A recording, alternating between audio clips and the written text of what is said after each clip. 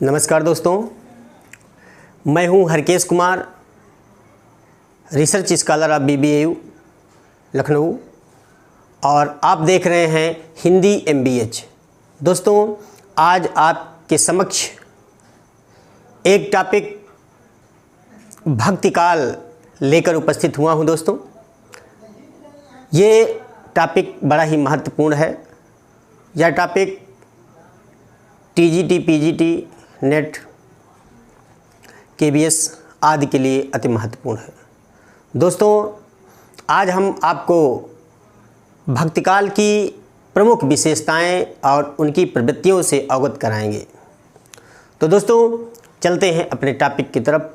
जैसा कि आप जानते हैं कि भक्ति शब्द की उत्पत्ति भज धातु से मानी जाती है और यदि हम भक्ति की परिभाषा बताएं तो ईश्वर के प्रति परम अभिव्यक्ति ही भक्ति है। ईश्वर के प्रति परम जो अभिव्यक्ति होती है वही भक्ति होती है। दोस्तों, इसकी पृष्ठभूमि में यदि बात करें कि ये जो भक्ति थी, भक्ति आंदोलन का प्रारंभ या भक्ति आंदोलन का उदय 5वीं-6वीं शताब्दी से 10वीं शताब्दी के मध्य तमिल से आलवारों ने प्रारंभ किया था।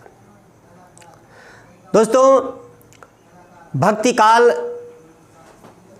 को पूर्व मध्यकाल और रीतिकाल को उत्तर मध्यकाल कहते हैं। यानी भक्तिकाल और रीतिकाल दोनों मिलाकर के यदि बात करें हम तो एक मध्यकाल था। और मध्यकाल का मतलब उस समय, जिस समय की बात हो रही है, नियर अबाउट जो लोगों ने बताया कि 1375 से 1700 के बीच ये आंदोलन अपने चरम पर था। और उस समय दिल्ली के सिंहासन पर मोहम्मद बिन तुगलक बैठा करता था और हिंदुस्तान में अत्याचार ही अत्याचार उस समय दिखाई दे रहा था। लोगों को घुटन महसूस हो रही थी, लोगों को तड़पा तड़पा करके मारा जा रहा था, इतिहास बताता है। तो उस समय लोगों के दिमाग में क्या चल रहा था कि अब हम जाएं तो कहाँ जाएं। और इस स्थिति में जब कोई भी व्यक्ति का सहारा नहीं होता, कोई भी आश्रय नहीं दिखाई देता, उस स्थिति में व्यक्ति ईश्वर की शरण में जाता है। और जब ईश्वर की शरण में जाता है तो वो भक्ति के अलावा और कुछ उससे नहीं मांगता, उसकी भक्ति करता, उससे प्रार्थना करता है कि प्रभु मेरी रक्षा कीजिए। तो दोस्तों, इस प्रकार से ये एक बहुत बड़ा आंदोलन धीरे धीरे करके शुरू हुआ। तो हालांकि इसकी पृष्ठभूमि पर हम बात करने के लिए उपस्थित नहीं हुए हैं। दोस्तों, हमको बात करना है इसकी विशेषताओं और प्रवृत्तियों पर। तो जैसा कि आप जानते हैं, भक्तिकाल के मुख्यतः 2 भाग होते हैं, निर्गुण और सगुण। निर्गुण और सगुण में बात करें तो कई भागों में ये बंट जाता है। निर्गुण में 2 भाग होते हैं, एक ज्ञानाश्रयी और दूसरा प्रेमाश्रयी। ज्ञानाश्रयी और प्रेमाश्रयी 2 भागों में निर्गुण विभक्त होता है। और जो सगुण है, सगुण वो भी 2 भागों में विभक्त हो जाता है, विभाजित हो जाता है। रामाश्रयी और कृष्णाश्रयी 2 भाग सगुण के होते हैं और 2 भाग निर्गुण के हो जाते हैं। तो दोस्तों, इस प्रकार से इसका विभाजन होता है। तो यदि हम इनके प्रवर्तक की बात कर लें इसी वक्त, तो राम भक्ति के जो प्रवर्तक माने जाते हैं वो तुलसीदास जी माने जाते हैं। और जो कृष्ण भक्ति शाखा के प्रवर्तक माने जाते हैं वो सूरदास जी हैं। यदि हम सूफी काव्यधारा के प्रवर्तक की बात करें तो मलिक मोहम्मद जायसी, जो कि हमारे ही ज़िले के निवासी रहे हैं। मलिक मोहम्मद जायसी जी सूफी काव्य के प्रवर्तक के रूप में सामने आते हैं। और जो चौथी काव्य धारा थी, जिसको आपने ज्ञानाश्रयी कहा या संत काव्य धारा कहा, ये इसके प्रवर्तक कबीरदास जी माने जाते हैं। तो दोस्तों चलते हैं सीधा अपने टॉपिक की तरफ। ये तो एक पृष्ठभूमि रही। तो बात करते हैं कि भक्तिकालीन साहित्य की सामान्य विशेषताएं या प्रवृत्तियां। जैसा कि मैंने पहले बताया कि भक्तिकाल 1375 से 1700 के बीच में रहा। और आपको बता दें कि भक्तिकालीन साहित्य की जो सामान्य विशेषताएं हैं ये यहाँ पर 1 से 8 तक के बीच में है। नंबर 1, गुरु महिमा। जो भक्तिकाल के जो साहित्य रहा उसकी जो सामान्य विशेषताएं रहीं, उसमें सगुण भी है, निर्गुण भी है। यानी कि इसमें कृष्णाश्रयी, रामाश्रयी, उधर ज्ञानाश्रयी और प्रेमाश्रयी सभी इसमें सम्मिलित हैं। लेकिन बात करेंगे आज हम केवल पूरे संपूर्ण भक्तिकाल की सामान्य प्रवृत्तियों पर। नंबर 1 है गुरु महिमा। इस काल में, इस युग में गुरु की महिमा बड़ी ही महत्वपूर्ण रही है। गुरु को ही भक्तों ने सब कुछ मारा है, सर्वस्व मान लिया है। और भक्ति भावना प्रधान। दूसरी सामान्य विशेषता है भक्ति भावना प्रधान रही है। यानी कि जो संतों की भावनाएं रही हैं वो बड़ी ही प्रधान रही है। यानी कि सब कुछ उनकी भावना के बल पर ही हुआ है। कहें तो कि जो संतों की जो भक्ति भावना रही है उसको बड़ी ही प्रधानता मिली है। आगे बात करें हम अहंकार का त्याग। तो अहंकार का त्याग का मतलब जितने भी इसमें महापुरुष रहे हैं, जितने भी कवि रहे हैं, जितने भी संत रहे हैं, सभी ने अहंकार का त्याग किया है। और त्याग करवाने के लिए, यानी अपने अहंकार को त्याग करने की बात किया है। स्वयं भी त्यागा है और दूसरों को भी अहंकार को त्याग करने की प्रेरणा दी है। तो दोस्तों ये रहा अहंकार का त्याग। चौथा नंबर है नाम स्मरण की महत्ता। तो दोस्तों नाम स्मरण की महत्ता का मतलब जितने भी संत थे वो भगवान का, ईश्वर का जो नाम था उसे स्मरण करने की तरफ प्रेरित कर रहे थे लोगों को कि आप नाम को याद करिए, भगवान का नाम लीजिए, भजन करिए, वही आपको इस भवसागर से पार कराएगा। तो दोस्तों ये रहा 5वां बहुजन हिताय। यानी एक व्यक्ति के हित में ये आंदोलन नहीं था, बल्कि सबके हित में ये आंदोलन चल रहा था। तो दोस्तों बहुजन हिताय था ये आंदोलन, जो भक्ति आंदोलन था, जो भक्ति काल था, वो एक बहुत बड़ा आंदोलन था। तो बहुजन हिताय था कि मतलब जितने भी जन हैं उसमें धर्म जाति का कोई उल्लेख नहीं मिलता, ये सभी जन के हित में ये कार्य कर रहा था। अगला शब्द है लोक भाषाओं का प्राधान्य। यानी कि जो भी रचनाएं लिखी गई हैं इस युग में, भक्तिकाल में या भक्ति आंदोलन में जितनी भी रचनाएं लिखी गई हैं दोस्तों, ये रचना लोक भाषाओं का प्रधान, यानी कि लोगों की भाषाओं में ही लिखा गया है, जिससे कोई भी व्यक्ति, चाहे वो साक्षर हो चाहे निरक्षर हो, कोई भी व्यक्ति उस पुस्तक को पढ़ करके आनंद की प्राप्ति कर सकता था और भगवान का भजन स्मरण कर सकता था। तो ऐसी भाषाएं, जैसे बाबा तुलसी ने ऐसी भाषा को महत्व दिया जो अवधी थी, अवध प्रांत की थी। यानी कि यहाँ इस भाषा में लिखने का अभिप्राय यही था कि जो सामान्य जनमानस है, जो बिल्कुल ही साक्षर नहीं है, वो भी अगर थोड़ा बहुत अगर जानता है तो पढ़ करके उसका बड़ा ही सरल तरीके से उसका अर्थ वो ग्रहण कर सकता है। यानी उसमें जो भी बाबा तुलसी ने लिखा है या महापुरुषों की बातें जो भी हैं, उनकी बातों को बड़े ही सरलता से आत्मसात कर सकता है। तो दोस्तों ये रहा लोक भाषाओं का प्राधान्य। अगली विशेषता है समन्वयात्मकता। समन्वयात्मकता का मतलब ये है कि जितने भी संत कवि थे या सूफी कवि थे या कृष्णाश्रयी या रामाश्रयी संत धारा के कवि थे, ये सभी लोगों ने समन्वय करने का प्रयास किया। समन्वय का मतलब है यहाँ पर सभी जाति धर्म को एक जगह पर रखना, यानी कि किसी प्रकार का मतभेद ना होना। ये मतभेद के बड़े ही खिलाफ थे, कोई न धर्म मानते थे, न जाति मानते थे, किसी भी वर्ग को ये मान्यता नहीं देते थे। तो जितने भी लोग हैं इस संसार में, सभी को महत्व दिया है। तो यहाँ रहा समन्वयात्मकता का मतलब, समन्वयात्मकता का मतलब कि सभी कवियों ने सभी जन को एक दृष्टि से देखा, उसमें भेदभाव करने का प्रयास नहीं किया, और जो भी भेदभाव हो रहा था उसका पुरजोर विरोध करने का प्रयास किया, और विरोध किया भी। बाबा तुलसी जैसे व्यक्ति ने भी इस चीज़ का पुरजोर विरोध किया कि जो समन्वयात्मकता नहीं थी, यानी जो ऊंच नीच का भेद था, उसे भी उन्होंने उजागर किया। जो कृषक समाज था वो अपनी तरफ बिलख रहा था, और जो दूसरा वर्ग था वो उनका शोषण कर रहा था। तो इस प्रकार से उनका बाबा तुलसी ने भी बड़ा ही पुरजोर विरोध किया।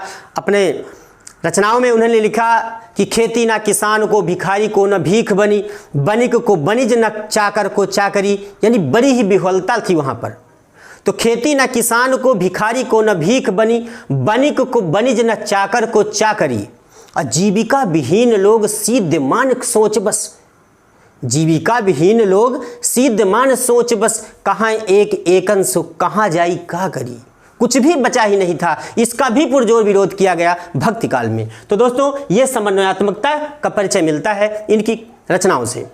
दोस्तों अगला है प्रबंधात्मक चरित्र काव्यों की रचना, यानी कि इस युग में प्रबंधात्मक रचनाओं की बहुलता रही है। जैसे रामचरितमानस की बात कर लें तो एक प्रबंधात्मक महाकाव्य ये था। इसी प्रकार के ढेर सारे महाकाव्य प्रबंधात्मक काव्य मिल जाते हैं। तो दोस्तों अब हम चलते हैं राम काव्य धारा की तरफ। दोस्तों राम काव्य धारा की बात करें उससे पहले हम आपको इस बात से अवगत करा दें कि जो भक्ति काल था, जो 1375 से 1700 तक चला, इस भक्ति काल को दो भागों में विभाजित किया गया, निर्गुण और सगुण। अभी हम निर्गुण की बात नहीं करेंगे, अगले आने वाले वीडियो में इसकी हम बात करेंगे निर्गुण की। अब हम चलते हैं सगुण की तरफ। तो सगुण को कितने भागों में विभाजित किया गया? एक राम काव्य धारा और दूसरा कृष्ण काव्य धारा। तो राम काव्य धारा की बात हम कर रहे हैं, जिसके राम काव्य धारा के जो प्रवर्तक के रूप में आते हैं हमारे सामने, काव्य शिरोमणि बाबा तुलसी ने जो राम काव्य का प्रवर्तन किया, उसके बारे में यहाँ पर, इनकी प्रवृत्तियों के बारे में यहाँ पर जिक्र किया गया है। दोस्तों तो काव्य शिरोमणि बाबा तुलसी के द्वारा राम काव्य का प्रवर्तन किया गया, और जो भक्ति काल में राम काव्य धारा थी उसकी जो सामान्य प्रवृत्तियाँ थी उनका हम यहाँ पर जिक्र करेंगे। नंबर 1 है राम काव्य, राम का स्वरूप वर्णन। राम का स्वरूप वर्णन। तो दोस्तों यहाँ पर राम काव्य में, जैसा कि नाम से ही लग रहा है कि यहाँ पर राम का जो स्वरूप है उसका वर्णन किया गया है। तो राम एक सामान्य महापुरुष की तरह थे। एक सामान्य महापुरुष जो होता है, यानी कि उन्हें जो एक भगवान, बाबा तुलसी ने तो भगवान की उपाधि दी ही, लेकिन जो उनका क्रियाकलाप था, जो भी चरित्र चित्रण मिलता है, वो एक प्रकार से महापुरुषों की तरफ मिलता है, भगवान की तरह नहीं मिलता। एक सामान्य व्यक्ति के रूप में जन्म लेते हैं और व्यक्ति के सामने जितनी भी कठिनाइयाँ थी उनको दूर करने का प्रयास करते हैं। तो राम का जो स्वरूप वर्णन है उसका राम काव्य धारा में उल्लेख मिलता है। समन्वयात्मकता, जैसा कि आपको पहले बता दिया, समन्वयात्मकता वहाँ भी मिलता है पूरे भक्तिकाल में, और राम काव्य धारा में भी मिलता है। कोई ऊंच नीच नहीं, कोई भेदभाव नहीं। लोक संग्रह की भावना, लोक संग्रह की भावना, जैसा कि मैंने पहले ही बता दिया कि लोगों को एकजुट रहने का बहुत ही बड़ा प्रयास किया गया लोगों के द्वारा, और जो रचनाएं थी महापुरुषों की या कवियों की, उनकी रचनाओं को इकट्ठा करने का प्रयास किया गया इस युग में। तो दोस्तों लोक संग्रह की भावना भी दिखाई देती है, यानी लोक का मतलब लोगों की। अगला शब्द है राम भक्ति में मधुर रसों का प्रयोग। राम भक्ति में मधुर रसों का प्रयोग। मधुर रस का मतलब, अब माधुर्य जो गुण होता है उसमें समस्त रचनाएं मिलती हैं। तो राम भक्ति में मधुर रसों का प्रयोग भी आसानी से मिल जाता है। दोस्तों अगली प्रवृत्ति है कथा पात्रों का चरित्र चित्रण, यानी जो भी कथाएं हुई हैं उन कथाओं में जो पात्र हैं उनका बड़ा ही सुंदर चित्रण मिलता है राम काव्य धारा में। तो कथा पात्रों का चरित्र चित्रण बड़ा ही अच्छे ढंग से मिलता है। अगला शब्द है दोस्तों भक्ति का स्वरूप। भक्ति का स्वरूप, तो भक्ति का स्वरूप कैसा था? आप जानते हैं कि भक्ति का स्वरूप था भगवान का स्मरण करना, और भक्ति का जो भी स्वरूप रहा है उसका चित्रण यहाँ पर राम काव्य धारा में आसानी से दिखाई दे जाता है। दूसरा है विशिष्ट काव्य शैली। विशिष्ट काव्य शैली, विशिष्ट काव्य शैली का मतलब जो भी रचनाएं लिखी गई उस समय वो जो शैली थी वो विशिष्ट प्रकार की थी। विशिष्ट मतलब सभी शैलियों से अलग थी। जो भी रचनाएं हो रही थी उस समय जो शैली थी वो इतनी अच्छी थी कि किसी भी व्यक्ति के हृदय में जो रचनाओं की बातें होती थी, गूढ़ बातें होती थी या जो भी मार्मिकताएं होती थी, कोई भी व्यक्ति उसे आसानी से आत्मसात कर सकता था। विशिष्ट शैली का प्रयोग यहाँ पर मिलता है। तो दोस्तों विविध रसों का सुंदर प्रयोग मिलता है, चाहे रौद्र हो, वीर, विभक्त, विभत्स, हास्य, करुण, श्रृंगार, अद्भुत, शांत, जो भी भयानक, विभिन्न प्रकार के रसों का भी चित्रण यहाँ पर दिखाई दे जाता है। दोस्तों अवधी और ब्रजभाषा, यानी एक प्रवृत्ति, मुख्य प्रवृत्ति रही है अवधी भाषा और ब्रजभाषा। दो प्रकार की भाषाएं इस युग में दिखाई दे जाती हैं बहुलता से, प्रमुखता से, अवधी और ब्रजभाषा। तो दोस्तों अगली धारा है कृष्ण काव्य धारा। कृष्ण काव्य धारा की बात करें तो कृष्ण काव्य धारा में कृष्ण को एक महापुरुष की तरह दिखाया गया है। जिस प्रकार से राम काव्य धारा में श्री रामचंद्र जी को एक महापुरुष के रूप में दिखाया गया, उसी प्रकार से कृष्ण काव्य धारा में जो सूरदास थे, जो प्रवर्तक थे कृष्ण काव्य धारा के, उन्होंने कृष्ण को एक महापुरुष के रूप में दिखाया है। दोस्तों इसमें अगर बात करें कृष्ण काव्य धारा में तो जो पहली प्रवृत्ति आती है वो कृष्ण लीला का वर्णन होता है। कृष्ण लीला का वर्णन यानी कृष्ण भगवान कृष्ण कन्हैया जी जो भी लीलाएं करते थे उनका चित्रण बड़ी ही सूक्ष्म दृष्टि से चित्रण मिल जाता है। अगली प्रवृत्ति है प्रेम की अलौकिकता। प्रेम की अलौकिकता यानी जो भी प्रेम दिखाया गया इस युग में वो अलौकिक प्रेम को दर्शाता है, ना कि लौकिक प्रेम को। लौकिक करते जरूर है श्री कृष्ण, लेकिन वो जो प्रेम है वो कृष्ण काव्य धारा में अलौकिक प्रेम की तरफ इंगित करता है। तो दोस्तों अगली प्रवृत्ति रही है ऐतिहासिक पक्ष। ऐतिहासिक पक्ष की बात करें तो मतलब इस काव्य धारा में जो भी रचनाएं लिखी गई वो उसमें कुछ जो पुट है, जो भी उसमें पुट है वो कहीं न कहीं इतिहास से लिया गया है, यानी इतिहास का पुट इस काल में दिखाई दे जाता है। तो ऐतिहासिक पक्ष भी दिखाई दे जाता है। और दोस्तों प्रकृति चित्रण, कृष्ण काव्य धारा में जो प्रकृति चित्रण है बड़ा ही सूक्ष्म दिखाया गया है। खासकर सूरदास के द्वारा अपने सूरसागर में ये प्रकृति चित्रण बड़े ही सूक्ष्म दृष्टि से दिखाया गया है, यानी कि प्रकृति चित्रण का जो प्रकृति का जो चित्रण है वो बड़ा ही मनोहर दिखाया गया है।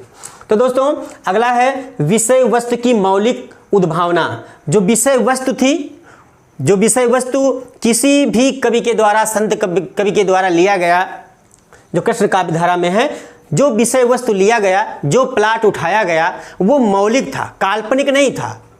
विषय वस्तु की मौलिक उद्भावना यहाँ पर दिखाई दे जाती है। यह दूसरी प्रवृत्ति है सामाजिक पक्ष। सामाजिक पक्ष का मतलब जो सामाजिक पक्ष होता है उसे लेकर के कवियों ने रचनाएं लिखी हैं, यानी समाज को बिल्कुल ही नज़रअंदाज नहीं किया, समाज को लेकर के रचनाएं की गई हैं। जो भी लिखा गया वो समाज से बहुत ज़्यादा इतर नहीं था, यानी समाज को लेकर के रचनाएं हुई हैं, तो वो सामाजिक पक्ष में आ गया। रीत तत्व का समावेश।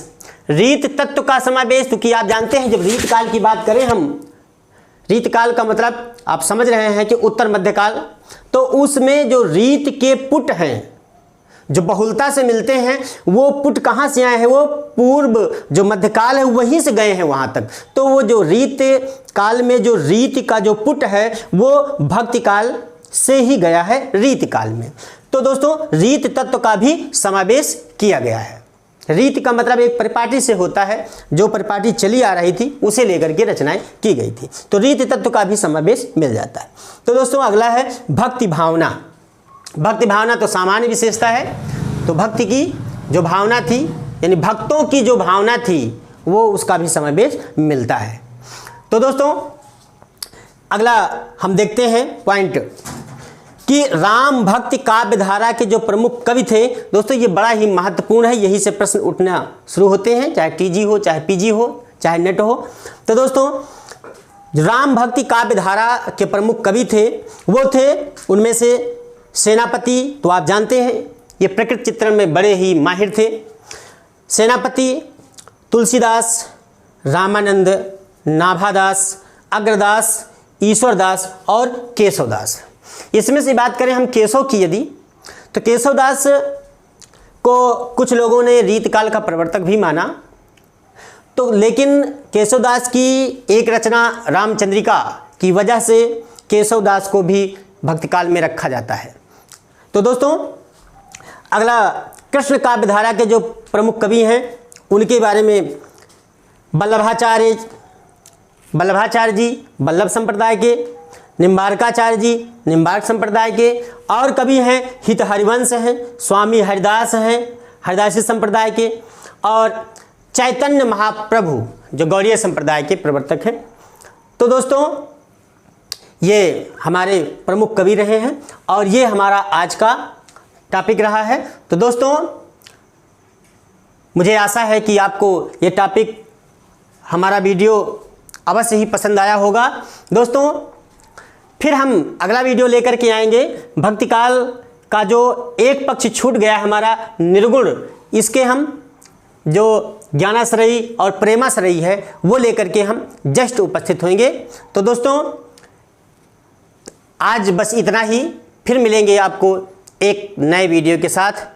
कृपया एक बात आवश्यक करना है कि अगर ये वीडियो आपको पसंद आया हो तो लाइक करें, कमेंट करें, शेयर करें, और सब्सक्राइब ना किया हो तो सब्सक्राइब अवश्य कर लें, क्योंकि विभिन्न प्रकार के जितने भी टॉपिक हैं वो हम लेकर के पूरा करने का प्रयास करेंगे। खासकर नेट, टीजीटी और पीजीटी स्तर को लेकर के हम चल रहे हैं। दोस्तों अगर आप लोगों का प्यार दुलार रहेगा तो हम आपके लिए कुछ भी, जितने भी हो सकता है पूरा प्रयास करेंगे आपका कोर्स कंप्लीट करने के लिए। तब तक के लिए नमस्कार, जय हिंद, जय भारत।